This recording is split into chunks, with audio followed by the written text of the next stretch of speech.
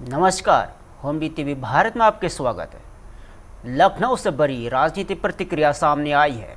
उत्तर प्रदेश सरकार में मंत्री दानिश आजाद अंसारी ने पश्चिम बंगाल की मुख्यमंत्री ममता बनर्जी के इस्तीफा न देने के बयान पर तीखा हमला बोला है। दानिश आजाद अंसारी ने कहा है कि पश्चिम बंगाल में लोकतंत्र की जीत हुई है और इसकी गूंज देश ही नहीं दुनिया भर में सुनाई दे रही है। उन्होंने आरोप लगाया है कि ममता बनर्जी का नकारात्मक रवैया उनकी राजनीतिक हताशा को दर्शाता है। उन्होंने कहा है कि मुख्यमंत्री लगातार जनता के जनादेश का अपमान कर रही है। उनके मुताबिक पश्चिम बंगाल की जनता ने जो फैसला दिया है उसका सम्मान किया जाना चाहिए, लेकिन ममता बनर्जी ने ना तो संविधान का आदर किया है और ना ही लोकतंत्र का सम्मान किया। इस बयान के बाद राजनीतिक माहौल और गर्मा गया है, जहां एक बार फिर जनादेश और लोकतंत्र मूल्यों को लेकर सियासी बहस तेज हो गई है। देखिए, पश्चिम बंगाल में जिस तरीके से लोकतंत्र की जीत हुई है और पश्चिम बंगाल के इस लोकतंत्र की जीत भारत में ही नहीं पूरी दुनिया में गूंज रही है। ऐसे समय में पश्चिम बंगाल की जो पूर्व मुख्यमंत्री ममता जी, उनका जो रवैया है, ये जो नकारात्मक रवैया है, ये उनकी राजनीतिक हताशा को दर्शाता है। पश्चिम बंगाल के जनता के जनादेश का अपमान लगातार ममता जी कर रही हैं। ये कहीं से भी उचित नहीं है। पश्चिम बंगाल की जनता ने जो जनादेश दिया है, इस एक लोकतंत्र में जो व्यवस्था बनी है, उसका सम्मान पश्चिम बंगाल की ममता जी को करना चाहिए। लेकिन ये तो ममता जी का इतिहास रहा है कि ना तो उन्होंने कभी संविधान का आदर किया है, ना तो उन्होंने कभी लोकतंत्र की परवाह की है। आज भी जब जनता का जनादेश सामने है, स्पष्ट है, इतना प्रचंड बहुमत हम भारतीय जनता पार्टी को मिला है, ऐसे समय में भी जनता के जनादेश का अपमान करना ये निश्चित तौर पे ममता जी को और भारी पड़ेगा। और जिस तरीके से पश्चिम बंगाल में विकास की बदलाव हवा चली, ये अभूतपूर्व है। और पश्चिम बंगाल की जनता ने जो हमें मत दिया, हमारे ऊपर विश्वास जताया, हम उनका आभार व्यक्त करते हैं। प्रधानमंत्री मोदी जी के नेतृत्व में पश्चिम बंगाल को विकास की नई ऊंचाइयों पर ले जाएंगे, ऐसा हम पूर्ण विश्वास देते हैं। दिल्ली की राजनीति में बयानबाजी तेज हो गई है। शहजाद पूनावाला ने कांग्रेस पर तीखा हमला बोला है।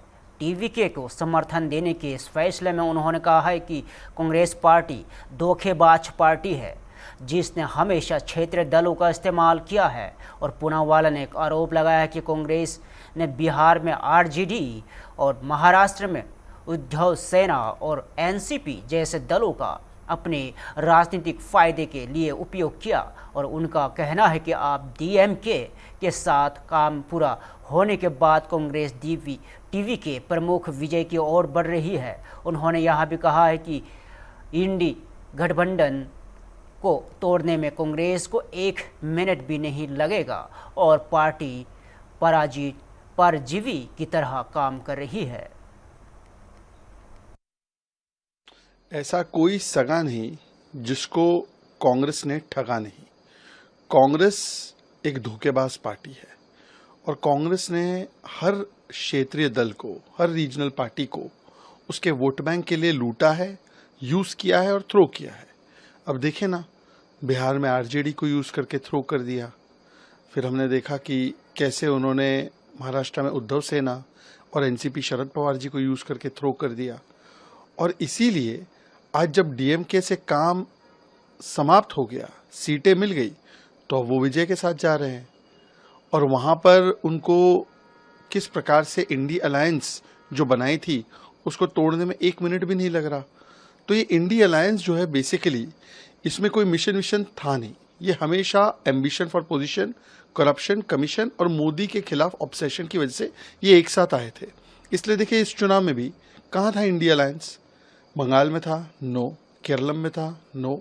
आज देश में, पंजाब में, हरियाणा में, राजस्थान में, छत्तीसगढ़ में, उत्तराखंड में कहाँ पे है इंडी अलायंस? कहीं नहीं है। महाराष्ट्र में भी इनका अलायंस टूट रहा है, बिहार में भी आपने देखिए क्या स्थिति है। तो कुल मिलाकर कांग्रेस पार्टी, जैसे प्रधानमंत्री जी ने बताया था, एक पैरासाइट की तरह है उसका जैसे ही काम हो जाता है रीजनल पार्टी से तो वो उसको यूज एंड थ्रो कर देती है, और अब उन्होंने डीएमके को भी यूज एंड थ्रो कर दिया है। लखनऊ से बड़ी राजनीतिक प्रतिक्रिया सामने आई है। बसपा सांसद जगदम्बिका पाल ने पश्चिम बंगाल के मुख्यमंत्री ममता बनर्जी के इस्तीफा नहीं दोगी वाले बयान पर तीखा हमला बोला है। जगदम्बिका पाल ने कहा है कि ममता बनर्जी का यह बयान बंगाल के जनादेश का अपमान है। उन्होंने कहा है कि एक तरफ इंडी गठबंधन लोकतंत्र की रक्षा की बात करता है, वही इस तरह के बयान उसकी सोच पर सवाल खड़े करते हैं। उन्होंने संविधान का हवाला देते हुए कहा है कि अनुच्छेद 172 के अनुसार किसी भी राज्य विधानसभा का कार्यकाल उसकी पहली बैठक से 5 साल तक ही होता है, इसके बाद उसका कार्यकाल समाप्त हो जाता है। पाल ने आरोप लगाया है कि इस तरह के बयान न केवल अराजकता फैलाने की कोशिश है, बल्कि यह भी दिखाते हैं कि लोकतंत्र में उनकी आस्था नहीं है। राजनीति में एकदम हलचल मची हुई है, तो उसको किस तरीके से देख रहे हैं? देखिए, ममता बनर्जी अगर इस्तीफा नहीं देने की बात कर रहे हैं तो ये वेस्ट बंगाल की जनता के जनादेश का अपमान है। एक तरफ वो लोकतंत्र की रक्षा की बात इंडी गठबंधन करती थी, और दूसरी तरफ चुनाव आयोग ने एक निष्पक्ष, भयमुक्त और मतलब एक तरह से स्वतंत्र चुनाव कराया। हिंसा के दौरान, चुनाव के दौरान कोई एक हिंसा नहीं, कोई एक जान नहीं गई, और इसके बाद इस्तीफा न देने की बात करना तो निश्चित तौर से जो संविधान की बात करती हैं उनको संविधान के आर्टिकल 172 का ज्ञान होना चाहिए कि संविधान के अनुच्छेद 172 में है कि कोई भी राज्य की असेंबली का जिस दिन फर्स्ट बैठक होगी वो से 5 साल वो असेंबली रहेगी, और 5 साल बाद वो असेंबली का टेन्योर डिजॉल्व हो जाएगा। तो ये एक तरह से मैंडेटरी है और ये संवैधानिक व्यवस्था है। 7 तारीख को हो रहा है, और 164 में श्री राज्यपाल को मुख्यमंत्री नियुक्त करने का अधिकार उनको है। तो अब मुझे नहीं लगता है कि वो केवल इस तरह के बयान देकर के अराजकता और भ्रम पैदा करने की कोशिश कर रही हैं, और इससे साफ साबित हो रहा है कि उनकी लोकतंत्र में भी कोई आस्था नहीं। सर, जिस तरीके से ममता बनर्जी ने कहा है, कोलकाता से बड़ी खबर है, जहां चुनाव के बाद सुरक्षा व्यवस्था को लेकर पुलिस प्रशासन पूरी तरह सतर्क नजर आ रहा है। अजय कुमार नंद ने बताया है कि शहर में चुनाव शांतिपूर्ण तरीके से संपन्न हुआ और किसी भी तरह की बड़ी हिंसा या धमकी की घटना सामने नहीं आई। उन्होंने कहा है कि लोगों ने स्वतंत्र और निष्पक्ष तरीके से मतदान किया और पुलिस आगे भी इसी तरह के शांतिपूर्ण माहौल बनाए रखने के लिए प्रतिबद्ध है। साथ ही उन्होंने आम जनता से अपील की है कि वे अफवाहों पर ध्यान न दें और किसी भी समस्या की स्थिति में तुरंत पुलिस से संपर्क करें। और पुलिस कमिश्नर ने जानकारी दी है कि कोलकाता में सुरक्षा के लिए सीआरपीएफ की 65 कंपनियां और 240 क्विक रेस्पॉन्स टीम तैनात की गई है। उन्होंने साफ किया है कि किसी भी जुलूस के लिए पुलिस ने अनुमति लेना अनिवार्य होगा और बिना अनुमति के रैली निकालने पर सख्त कार्रवाई की जाएगी।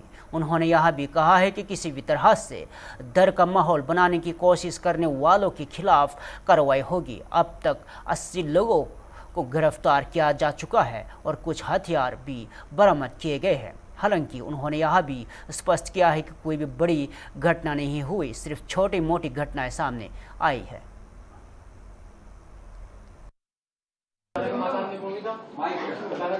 আমাদের ভোট কলকাতায় শান্তিপূর্ণভাবে হলো।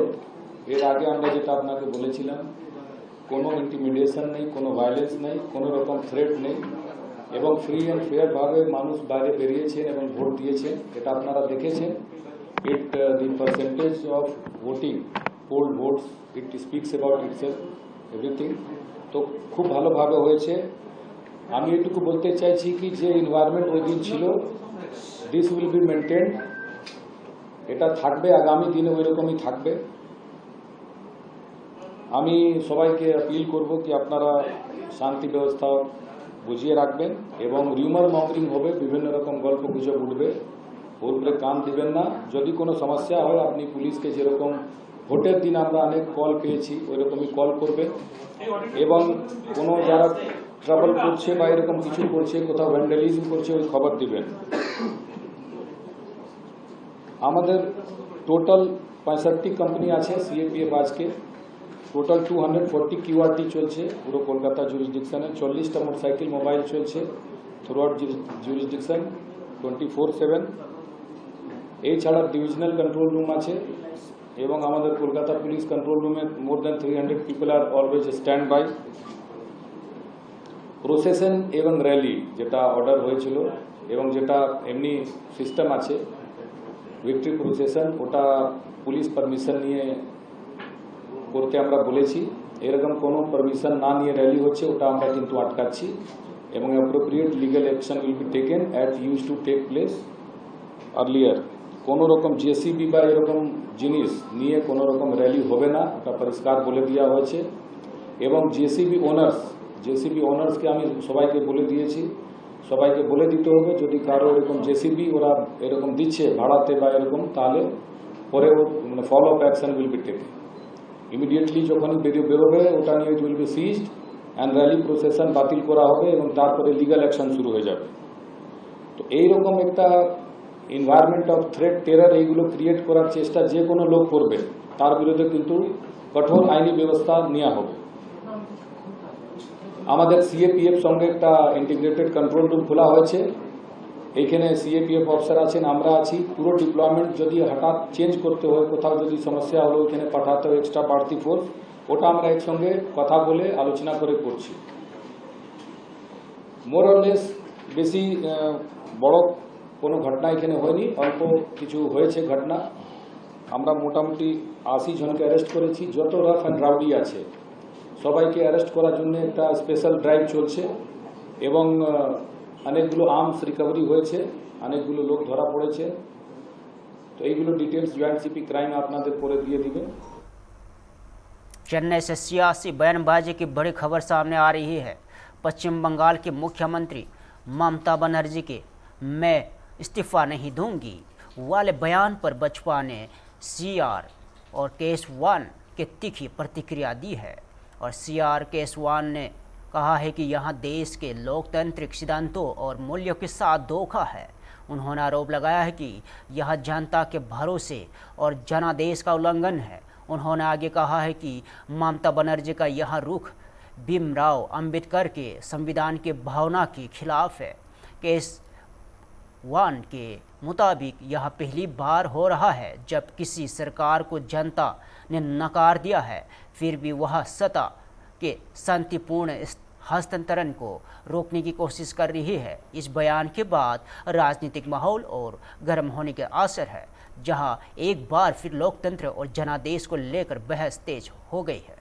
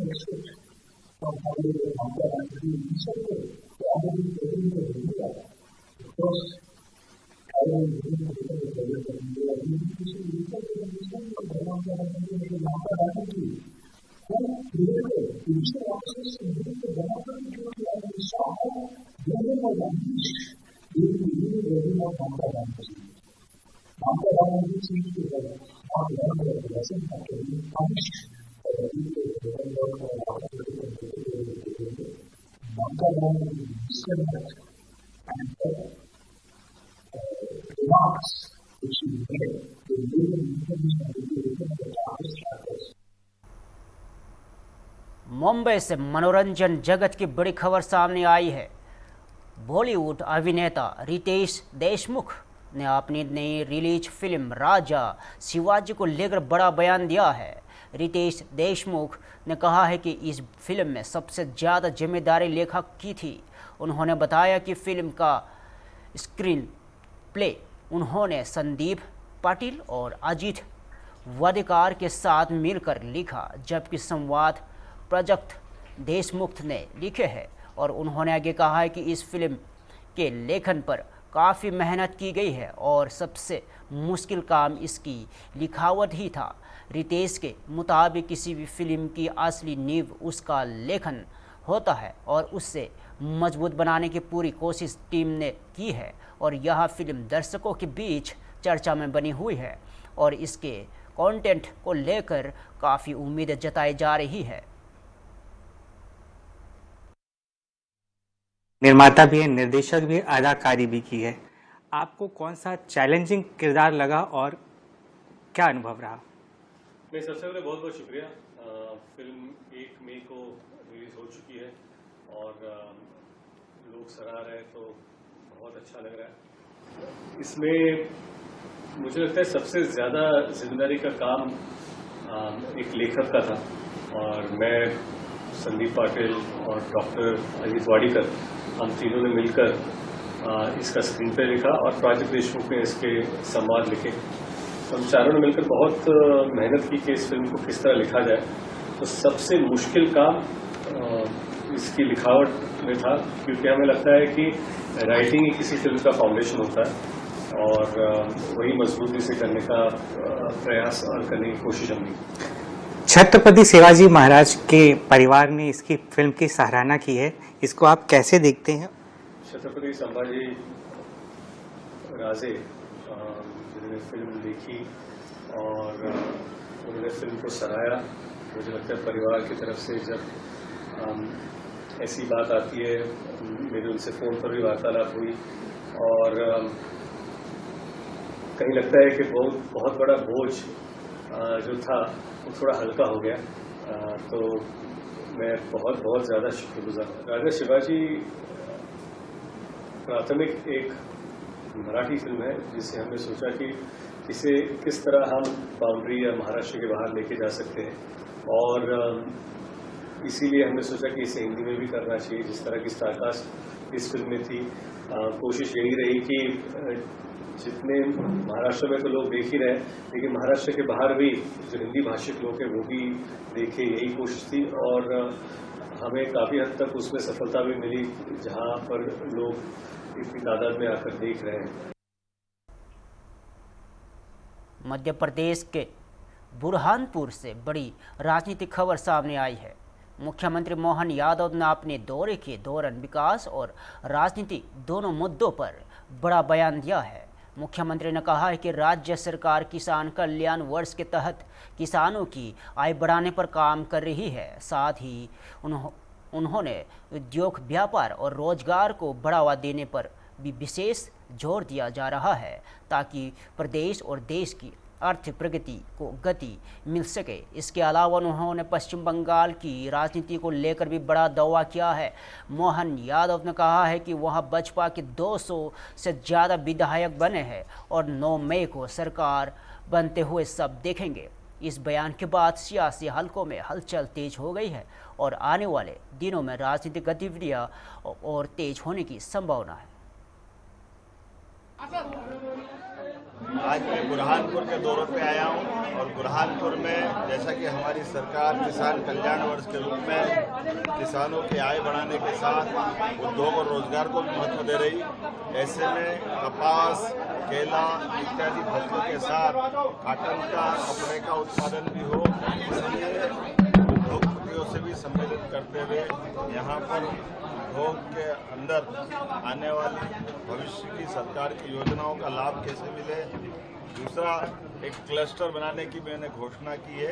जो बीते समय निजी सेक्टर बन रहा वो सरकार बनाएगी। एक मार्ग, कौन सा मार्ग, उसका जो रेटा खड़गोट का मार्ग, पहुंच मार्ग, रेटा खड़गोट का इंडस्ट्री एरिया का जो पहुंच मार्ग, उसको बनाने की मैंने घोषणा की। निर्माण में करने वाले हैं, इसमें भविष्य में और इस तरह से इसको बढ़ाएंगे। लेकिन 2 साल के अभी हमने निम्बोला की फेरडी क्लस्टर, निम्बोला की फेयर क्लस्टर की सब्सिडी 3.5 करोड़ की हमने उसको रिलीज की है। और इसी के साथ साथ ये बताना चाहूँगा कि किसी भी इंडस्ट्री का, एमएसएमई, लघु कुटीर उद्योग या हैवी इंडस्ट्री, बीते सालों की जो लंबी आमतौर पर इनकी सब्सिडी हुआ करती थी, अब उसको डे टू डे की तरफ लिया है।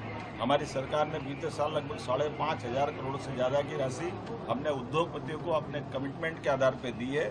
हमारा प्रयास है कि उद्योग, व्यापार, व्यवसाय सभी बढ़ना चाहिए, जिसमें प्रदेश भी आगे बढ़ता है, देश भी आगे बढ़ता है। ममता बनर्जी इस्तीफा नहीं दे रही है। ऐसे में ममता बनर्जी अब कहाँ रह गई है? चुनाव आयोग ने जिनको सर्टिफिकेट दिए वो 200 से ज़्यादा संख्या में भारतीय जनता पार्टी के चुने हुए विधायक बने हैं। ऐसे में विधायकों के माध्यम से 9 मई को सरकार बनते हुए आप और हम सब देखेंगे। मध्य प्रदेश की तरफ से मैं, आप सब की तरफ से मैं भी जाने वाला हूँ और हमने सब देखा। इस बार फिर मैं आज आपके बीच बुरहानपुर के अंदर विकास की केवल 2 साल की तस्वीर बताना चाहूँगा। 2 साल पहले जहाँ 400 करोड़ का हमारे यहाँ पर व्यापार व्यवसाय होता था, आज की स्थिति में वो 800 करोड़ से ज़्यादा निकला है। अर्थात विकास के मामले में मध्य प्रदेश बहुत तेज गति से आगे बढ़ रहा है। ऐसे में और भविष्य की संभावना मजबूत हो, इस दिशा में भी हम काम कर रहे हैं। मेरी दिल्ली से सियासी बयानबाजी तेज हो गई है। बसपा नेता आरपी सिंह ने लोकसभा में नेता प्रतिपक्ष राहुल गांधी के ट्वीट पर तीखी प्रतिक्रिया दी है। आरपी सिंह ने कहा है कि राहुल गांधी झूठा नैरेटिव गढ़ने की राजनीति कर रहे हैं। उन्होंने तांच कसते हुए कहा है कि अगर वे केरल में चुनाव जीतते हैं तो वहां सरकार क्यों नहीं बनाते। और उन्होंने आगे आरोप लगाया है कि जहां कांग्रेस जीतती है वहां सब ठीक माना जाता है, लेकिन जहां हार होती है वहां चुनाव आयोग पर ठिकरा फोड़ा जाता है। इस बयान के बाद राजनीतिक माहौल और गर्म हो गया है, जहां आरोप प्रत्यारोप का दौर लगातार जारी है। अभी हाल में केरल के अंदर चुनाव जीते हैं, तो केरल की सरकार मत बनाएं, छोड़ दे केरल की सरकार। असल में क्या है कि झूठ का प्रपंच, झूठ के नैरेटिव क्रिएट करना उनकी आदत बन गई है। जब जीत जाओ, जहां जीत जाओ वो ठीक है, जहां हार जाओ तो वहां पर इलेक्शन कमीशन ठीकरा फोड़ो। असल में क्या है कि वे ये नहीं मानते कि लोगों ने उनको 99 बार रिजेक्ट किया है। ये जो चुनाव हुए हैं इसमें 99 का फिगर उन्होंने टच कर लिया है, जबकि इलेक्टोरल ने उनको रिजेक्ट किया है। जीबी के चीफ से सपोर्ट मांगा उन्होंने, कांग्रेस ने सपोर्ट किया है। अब इसका उत्तर तो डीएमके को देना है, जो कि ऑलरेडी कह रही है कि कांग्रेस ने पीठ पे छुरा घोंपा है, और डीएमके वाले ये कह रहे हैं कि इसका असर उनको इंडी अलायंस पे भी पड़ेगा, क्योंकि आज के बाद कोई भी इंडी अलायंस का पार्टनर कांग्रेस पर विश्वास नहीं करेगा, कांग्रेस को एक अपॉर्चुनिस्ट पार्टी की तरह देखेगा। पश्चिम बंगाल की मुख्यमंत्री ममता बनर्जी के मैं इस्तीफा नहीं दूंगी, मैं हारी नहीं हूं वाले बयान पर अब कानूनी राय भी सामने आने लगी है। सुप्रीम कोर्ट बार एसोसिएशन के प्रेसिडेंट और सीनियर एडवोकेट विकास सिंह ने इस पर विस्तार से प्रतिक्रिया दी है। विकास सिंह ने कहा है कि संविधान के अनुसार मुख्यमंत्री प्रसिद्धार्थ के सिद्धांत पर काम करते हैं, यानी वे राज्यपाल के विश्वास पर पद पर बने रहते हैं। उन्होंने बताया कि पहले भी ऐसे उदाहरण सामने आए हैं जब मुख्यमंत्री ने सदन में बहुमत खो दिया है और राज्यपाल ने किसी अन्य नेता को सरकार बनाने के लिए आमंत्रित किया। उन्होंने स्पष्ट किया है कि अगर कोई मुख्यमंत्री इस्तीफा देने में इनकार करता है तो राज्यपाल के पास अधिकार होता है कि वह सबसे बड़ी पार्टी के नेता को सरकार बनाने के लिए बुलाए। उनके मुताबिक ऐसी स्थिति में मुख्यमंत्री को अपनी सरकार बनाने से रोकने का कोई अधिकार नहीं होता। हालांकि उन्होंने यह भी जोड़ा कि सामान्य परिस्थितियों में जब मुख्यमंत्री के पास बहुमत होता है तब राज्यपाल इस अधिकार का इस्तेमाल नहीं करते, लेकिन असाधारण हालत में यहाँ संवैधानिक प्रक्रिया लागू हो सकती है। इस बार इस बयान के बाद यहाँ मुद्दा अब राजनीति नहीं बल्कि संवैधानिक बहस का भी विषय बन गया है। So, according to the Constitution, the Chief Minister functions under the doctrine of pleasure as far as continuing in office is concerned. And we have had situations earlier also where the Chief Minister has lost the majority in the House, and there have been instances where a governor has been invited to call upon somebody else to take oath as the new Chief Minister, notwithstanding the erstwhile Chief Minister refusing to resign. So that authority definitely the governor can exercise in a situation like this to invite the leader of the largest party which has been elected to form the new government. And I don't think Mamata Banerjee ji will have any right to oppose the formation of the new government. It's more of a, I would say, posturing or a public statement meant to evoke, sympathy rather than a constitutional step.